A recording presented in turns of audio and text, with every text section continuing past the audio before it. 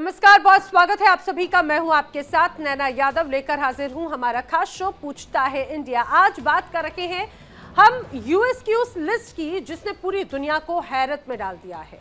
और सबसे महत्वपूर्ण बात तो ये कि जैसे ही यूएस की तरफ से ये लिस्ट सामने आती है, यानी अमेरिका की तरफ से लिस्ट सामने आती है, उसके बाद से पाकिस्तान की स्थिति एक बार फिर से लोगों के सामने आ गई।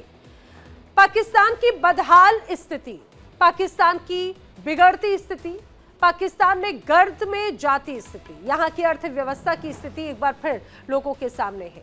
जो शहबाज सरकार और आसिम मुनीर की सिर्फ पाकिस्तान में ही नहीं बल्कि अब तो ये कहा जाए कि 7 समंदर पार भी अमेरिका में जमकर बेइज्जती करवा रही है। दरअसल राष्ट्रपति ट्रंप ने अमेरिका में वेलफेयर और सरकारी सहायता लेने वाले देशों के प्रवासी नागरिकों की एक लिस्ट जारी की और इस लिस्ट में दुनिया के अलग अलग देशों के नाम हैं।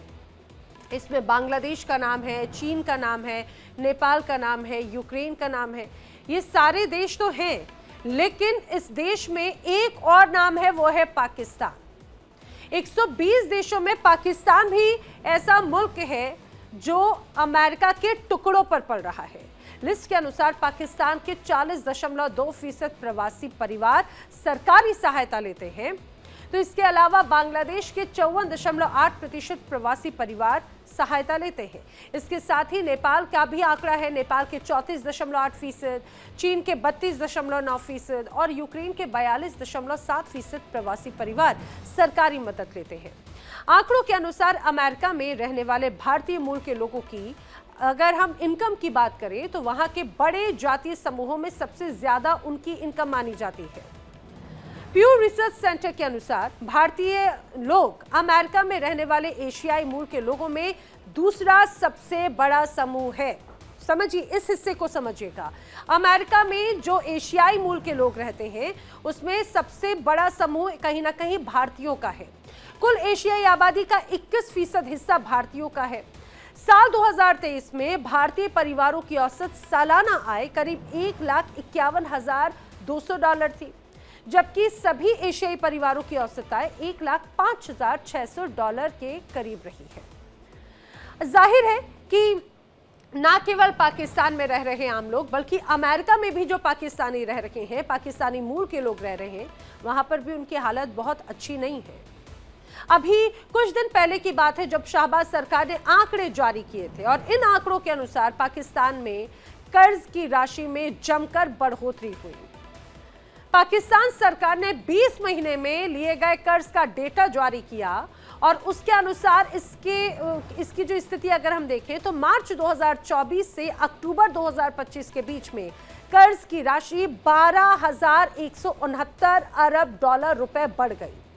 डेटा के अनुसार फरवरी 2024 में पाकिस्तान पर 64,810 अरब रुपए का कर्ज था, जो अक्टूबर 2025 में बढ़कर 76,979 अरब रुपए का हो गया।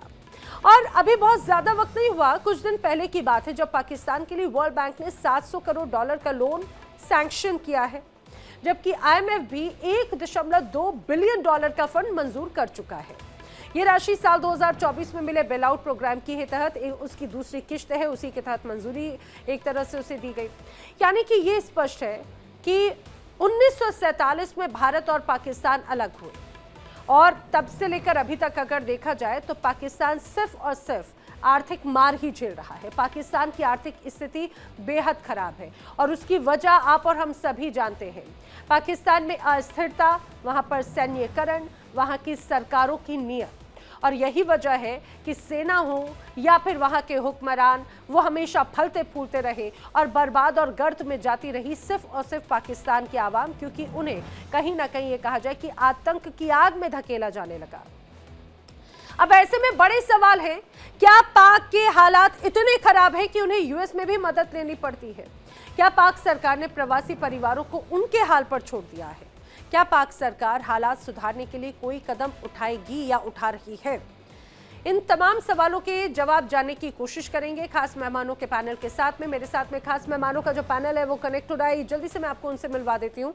मेरे साथ में रक्षा विशेषज्ञ रिटायर्ड कर्नल संजीत सिरोही मेरे साथ में कनेक्टेड हैं। रक्षा विशेषज्ञ retired group captain UK Devnath ji मेरे साथ में कनेक्टेड हैं। पाकिस्तान से दो खास मेहमान मेरे साथ में मौजूद हैं, पाकिस्तानी पत्रकार तैयब बलोच और हुसैन जावेद। आप दोनों का बहुत बहुत स्वागत है इस पूरी चर्चा में। इस पूरी चर्चा की शुरुआत में एक बार संजीत सिरोही जी आपसे करना चाह रही हूँ, फिर मैं अपने पाकिस्तानी साथियों का रुख करती हूँ, पैनलिस्ट का। संजीत सिरोही जी, ये जो लिस्ट सामने आई है, ये लिस्ट अपने आप में बहुत बड़ी तस्वीर पेश करती है। कहा जा सकता है कि 1947 से लेकर 21वीं सदी तक 2026 में हम हैं।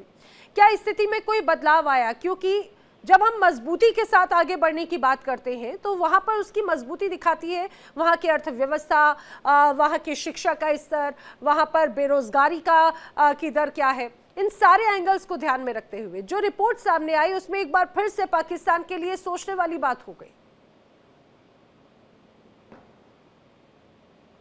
संजीत सिरोही जी।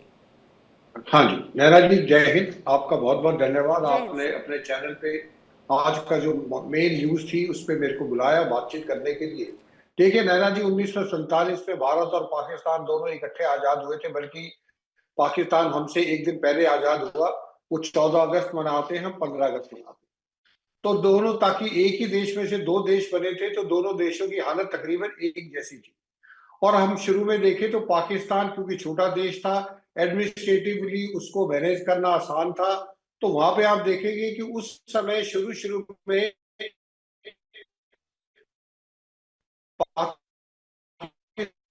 पाकिस्तान जो है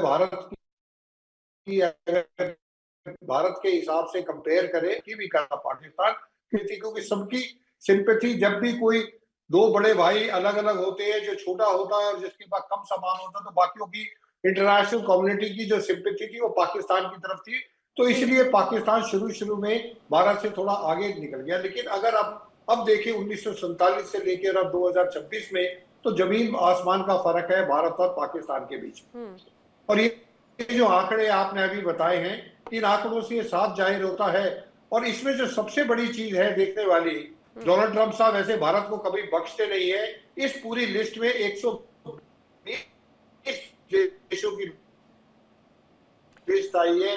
इसमें भारत और ट्रंप साहब ने भारत के ऊपर कोई मेहरबानी की भारत का इसलिए नहीं है कि पहली बात तो जो एशियाई के लोग हैं उसमें से 21% भारतीय हैं, और उसमें से जो भारतीयों की जो एवरेज इनकम है वो $1,57,200 है, जो कि बाकियों से बहुत ऊपर है।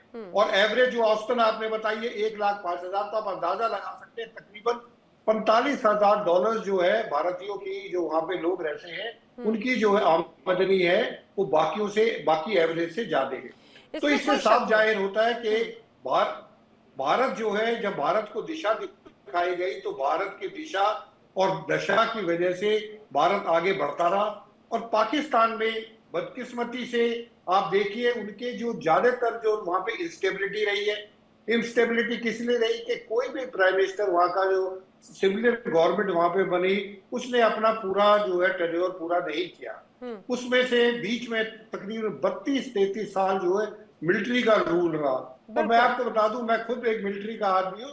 मिलिट्री के हिसाब के लिए अगर लड़ाई के लिए देखा जाए तो उनका प्रोफेशन लड़ाई का, वो लड़ाई अच्छी लड़ सकते हैं, लेकिन military people can not be a good administrator, they can not be a good manager. तो इसलिए बदकिस्मती से भारत में जो सरकार चलाई वो उन लोगों ने चलाई जिनका विजन था, जिनका एक्सपीरियंस था। लेकिन पाकिस्तान में जो सरकार चलाई उन लोगों ने जो सिर्फ फौज से ताल्लुक रखते थे, उनका विजन। लेकिन सर मुझे लगता है कि शुरुआत में तो सब बहुत अच्छा था हमारे पड़ोसी मुल्क में भी, लेकिन कुछ समय के बाद में जब नीयत बदलती है या फिर हस्तक्षेप जब बढ़ना शुरू हुआ तो उसके बाद में स्थिति और भी ज्यादा बदलती चली गई। मैं तैयब बलोच का रुख करना चाह रही हूँ इस पूरी लिस्ट को लेकर। तैयब बलोच, मैं आपका रिएक्शन जानना चाहती हूँ। सबसे महत्वपूर्ण बात ये, देखिए इसमें कोई शक नहीं कि हमेशा ये कहा जाता है कि कमजोरी वाले दिन होते हैं वो कभी ना कभी मजबूत होते हैं, बुरे दिन बीतेंगे अच्छे दिन आएंगे। हमारे यहाँ तो ये कहा भी जाता है, अच्छे दिनों को लेकर बड़े पॉजिटिव रहते हैं। लेकिन पाकिस्तान के साथ में आखिर क्या होता जा रहा है? घर तो छोड़िए, अगर यूएस में भी इतनी डिपेंडेंसी। देखिए, मुझे बड़ी हैरत हो रही है। मैंने इस रिपोर्ट को पढ़ा है और जिस रिपोर्ट की बुनियाद पे आप ये प्रोग्राम कर रही हैं, हम्म। इस रिपोर्ट में आपने दीगर एशियाई ममालिक है, सऊदी अरब जैसा अमीर मुल्क है, उसके भी लोग जो है वहां पे हम्म। वेलफेयर लेते हैं, मेडिकल की में या हम्म। हाउसिंग की, उसमें पहली बात ये है। हम्म। लेकिन आपने सिंगल आउट किया है पाकिस्तान को, और इससे ये चीज नजर आ रही है कि आपका प्रोग्राम स्पेसिफिकली ये जो है वो अगेंस्ट एक पाकिस्तान के खिलाफ एक नैरेटिव बनाना है। सीधी सी बात है। देखिए, इसमें अरे चीन जैसा नैरेटिव मुल्क बनाने है, की इसमें जरूरत सऊदी नहीं है अरब। तैयब बलोच, बनाने की जरूरत ही नहीं है। स्थिति पूरी दुनिया के सामने होती है। कुछ समय पहले आप ही की तरफ से, आप ही पाकिस्तान की तरफ से इतनी बड़ी बड़ी बातें कही जाती रही हैं कि ठीक है, क्योंकि सबसे महत्वपूर्ण बात है कि जब जब अगर डोनाल्ड ट्रंप, क्योंकि अभी आजकल तो बड़ी मेहरबानी है डोनाल्ड ट्रंप साहब की पाकिस्तान पे, और पाकिस्तान के लिए अगर वो एक शब्द मीठे बोल देते हैं या भारत के प्रति अगर उनकी तरफ से ऐसा कुछ एक्शन की बात होती है तो बड़े गदगद हो जाते हैं पाकिस्तानी। तो ये अपने आप में एक आईना है। और क्यों नहीं, वहां के आवाम, बलूचिस्तान की बात हो, केपीके की बात हो, वहां के आवाम आप ही के आके मीर यार बलोच बड़े लेटर्स लिख देते हैं, ओपन लेटर लिख देते हैं, वहां की गर्त में जाती अर्थव्यवस्था का जिक्र कर देते हैं। और आप कह रहे हैं कि भाई पाकिस्तान को का जिक्र करना नैरेटिव हो जाता है। तो बिल्कुल, आपने तो सिंगल आउट किया। वहां पे 120 ममालिक के नाम है, 120 में तो सिर्फ पाकिस्तान ही क्यों? ये चीज तो समझ आ रही है ना। अच्छा, दूसरी मैंने, बात है, आपने ठीक शायद है। सुना नहीं, मैंने तो बांग्लादेश और नेपाल का भी जिक्र किया जो भारत की सीमा से कनेक्टेड है। हाँ, लेकिन आप खसूसन आपका जो टारगेट है वो पाकिस्तान है, लेकिन इट्स ओके। मैं आपको बताता हूँ कि पहली बात यह है कि ये रिपोर्ट को मैं कंप्लीट नहीं मान रहा, डेमोक्रेसी है क्योंकि ना इस रिपोर्ट में। पाकिस्तान में, बांग्लादेश में फिलहाल डेमोक्रेसी है नहीं, नेपाल की स्थिति चिंताजनक है, तो रह देकर बच जाता है क्योंकि डेमोक्रेटिक देश है ना पाकिस्तान, नहीं है क्या बताइए? अच्छा, इसमें सबसे आप खुद ही हंसने लगे मेरी इस बात पे, मैं तो पूछ रही हूँ पाकिस्तान अच्छा बताइए, लोकतांत्रिक देश है या नहीं, डेमोक्रेसी है या नहीं पाकिस्तान में?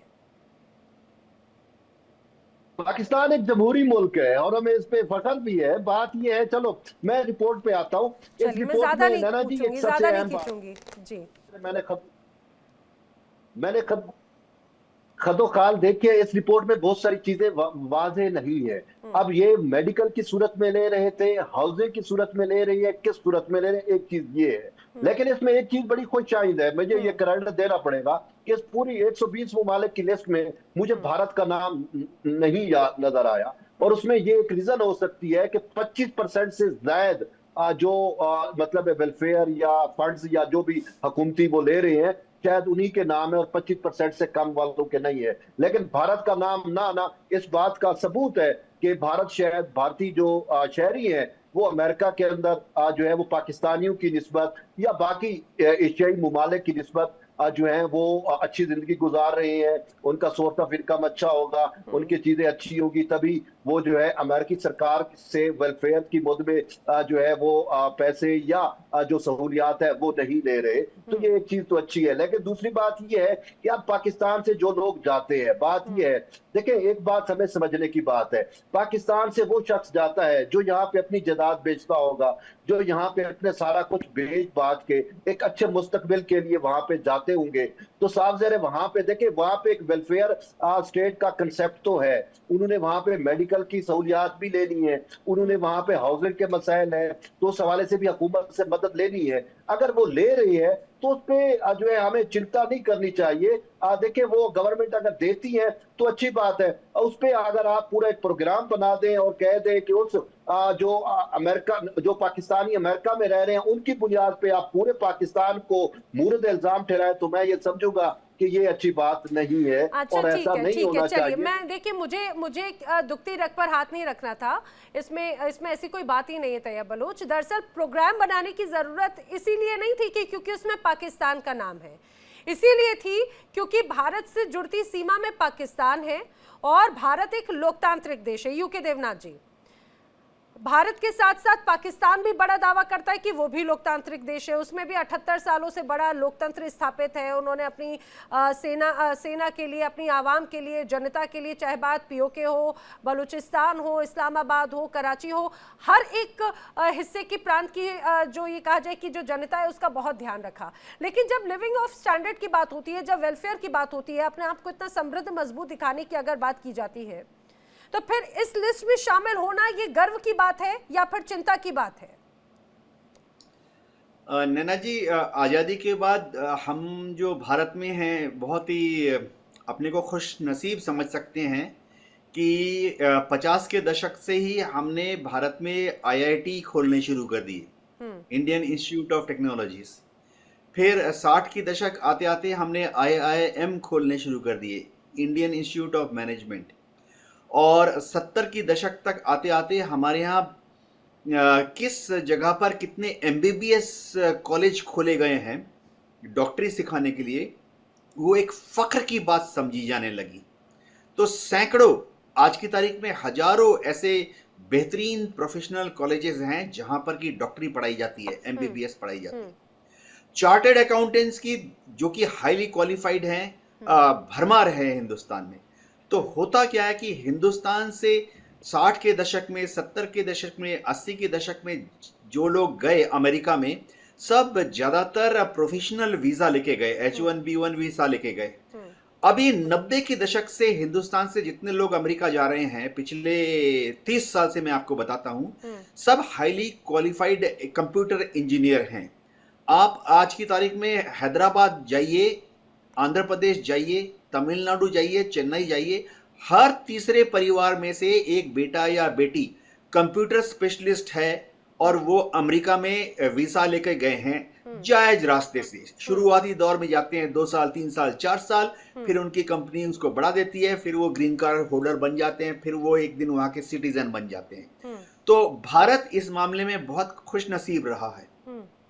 हमारे जो भारतीय वहां पर हैं वो कितने कबूतरबाज वहां पहुंचे, कितने लोग वहां इलीगल रास्ते से पहुंचे, कितने भारतीय ऐसे हैं जो जमीन जायदाद भेज के चुपचाप चुपके रात के अंधेरे में मैक्सिको के बॉर्डर से घुसे अमेरिका में, बहुत कम। तो इसी वजह से भारत जब अमेरिका में जाते हैं तो सिलिकॉन वैली में काम करते हैं, बहुत अच्छा योगदान देते हैं अमेरिका की इकोनॉमी में। भारतीय जो हैं वो विदेशी लोगों में भारतीय ग्रुप जो है हाईएस्ट इनकम टैक्स पेई है, तो हमें गर्व है जी।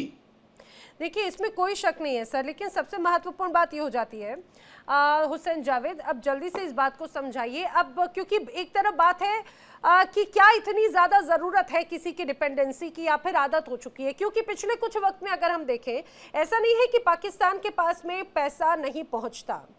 हमने देखा, चाहे बात IMF हो, वर्ल्ड बैंक हो और दुनिया के अलग अलग हिस्सों से भी, चाहे बात इन्वेस्टमेंट्स के तौर पर, लोन के तौर पर, उधारी के तौर पर, सहयोग के तौर पर, हमेशा मिलता रहा है, आता रहा है, और वो वेलफेयर के नाम पर मिलता रहा है। कई बार ऐसी बड़ी परिस्थितियां भी हमने देखी। लेकिन इतना पैसा मिलने के बावजूद, IMF की तरफ से इतना बेल आउट मिलने के बावजूद, 2024 में या उसके पहले जिस तरह से सहयोग मिला, उसके बावजूद वहां पे आम जनता का फायदा नहीं हो पाता। आम जनता तक अगर सुविधाएं मिल पा रही होती तो क्या इस लिस्ट में होता पाकिस्तान? ये अक्सर थर्ड वर्ल्ड कंट्रीज में और जो हमारा जैसा साउथ एशिया का रीजन है, यहाँ पे अक्सर होता है। अगर आप ये कहें कि कौन सा मुल्क इस पूरे खत्ते में ऐसा है जिनको जिस तरह का भी पैसा मिलता है, चाहे वो किसी इन्वेस्टमेंट से मिलता है, चाहे वो किसी मतलब इस तरह एड से मिलता है, उसका मुकम्मल तौर पे ट्रिकल डाउन इफेक्ट क्या आम जनता तक जाता है? तो आपको उसका जवाब ना में मिलेगा। आप उसकी पूरी एक एवरेज निकाल सकते हैं कि मुकम्मल तौर पे चीजें कभी ट्रिकल डाउन होती नहीं है। लेकिन जो आपका टॉपिक है आज का, उसके वजह से मैं यही कहूंगा, जब हम इंडिया पाकिस्तान की बात करते हैं ना, तो आई थिंक ये चीज बिल्कुल आपस में कंपेयर हो नहीं सकती कि इंडिया की इकोनॉमी का हुजम क्या है, पाकिस्तान की इकोनॉमी का हुजम क्या है, इंडिया का साइज क्या है, पाकिस्तान का साइज क्या है, ये हम सबको अच्छी तरह पता है। और अक्सर आप लोग अपने शो में, और आज भी वही बात हुई, बात वही से शुरू हुई है कि एक वक्त था कि पाकिस्तान हमसे आगे था और हम उससे इस तरह पीछे थे, फिर एक टाइम आया कि पाकिस्तान बिछड़ गया। तो ये भी देखिए ना, उसके पीछे भी क्या फैक्टर थे। हमारे पास पहले ईस्ट पाकिस्तान था, 71 तक हमारा हर स्टेट का शुबा कामयाब था और एक मिसाल था। वो आप इंडियंस खुद इस बात को तस्लीम भी करते हैं। जब आपका एक हिस्सा आपसे इस तरह अलग हो जाता है तो वो अफेक्ट आपकी इकोनॉमी पर भी आता ही है, इसको हम नजरअंदाज नहीं कर सकते, और आपको दोबारा इन मसाइल से जूझना भी होता है। तो ये फैक्टर हमेशा रहा है। रही बात इंडिया की, तो अभी मैं देवनाथ जी को यहाँ पे सुन रहा था, उन्होंने बड़ी अच्छी बातें की कि इंडिया ने बहुत टाइम पे 60s के अंदर ये कर लिया, 70s के अंदर ये कर लिया, बिल्कुल कर लिया आप लोगों ने, क्योंकि आपके पास नेहरू जी थे और नेहरू जी वही है जिनको आज मोदी जी बात बात पे बात लगाना भूलते मतलब नहीं। आपको मलाल तो है ये कि आपको मलाल है कि पंडित जवाहरलाल नेहरू जैसा प्रधानमंत्री पाकिस्तान में नहीं था, या आपको ये मलाल है कि आपको जिन्ना मिल गए जो देश को गर्त में डाल के चले गए?